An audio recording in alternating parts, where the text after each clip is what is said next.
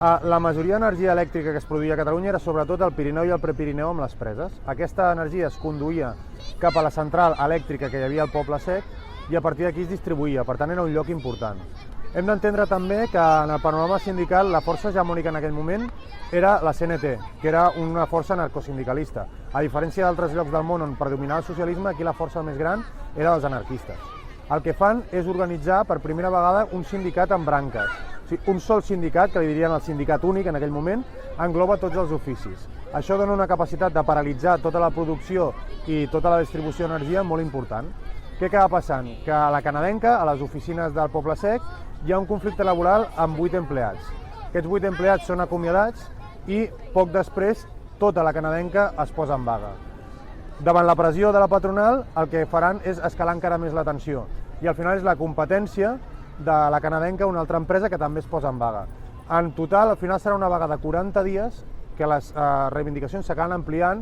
La més important de totes serà la jornada laboral de 8 hores, s'arriba a aturar fins un 70% de l'activitat econòmica i, clar, en el moment en què al final, diguéssim, la patronal i el govern, després d'un estat de guerra, després d'haver amenaçat amb la gent amb no tornar a la feina, d'haver militaritzat el sistema i dir que qui no anés a treballar passaria a jurisdicció militar, que acabaran molts empresonats a Montjuïc, aquella vaga s'acaba guanyant. S'acaba guanyant però com eren anarquistes, havien de decidir tots en una assemblea si això ho acceptaven. Això va passar aquí darrere mateix, a la plaça de Toros de les Arenes, que abans era una plaça de toros, i es va fer un míting amb més de 20.000 vaguistes, entre els quals hi havia els presos que s'acabaven d'alliberar després de la vaga.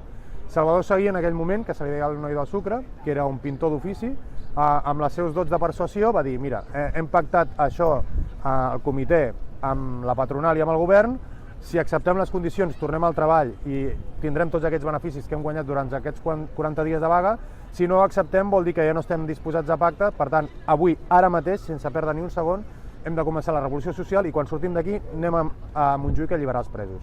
La gent davant d'aquest realisme va acceptar la tornada al treball i que la vaga havia guanyat en aquell moment. I sí que és veritat que després van haver-hi altres conflictes perquè no es van alliberar tots els presos, el conflicte es va com una mica enquistar i no van anar les coses tan bé. Però sí que és veritat que la promesa de les 8 hores de treball era una cosa que s'havia lluitat al moviment obrer des de feia molt de temps. Durant la Primera Guerra Mundial s'havia promès moltes vegades als mateixos treballadors que anaven al front, sobretot perquè no sumessin a la Revolució Russa, però el primer estat en aplicar les 8 hores de treball, no només a la canadenca, sinó a tot l'estat, va ser Espanya, de tot el món. I a partir d'aquí van començar a caure, de vegades amb mesos de diferència, les 8 hores de treball a la resta del món. O sigui, en un conflicte de guerra i de revolució, el que va poder aplicar les 8 hores de treball va ser un conflicte que es va originar a Barcelona, que es va extendre per part de Catalunya i que sobretot amenaçava amb extendre's a la UGT i als jornalers andalusos. I això el que va fer va ser que 40 dies, ara és inimaginable, una vaga de 40 dies, on t'amenacin amb ficar-te a la presó i la gent vagi a milers de persones a la presó i es deixin empresonar.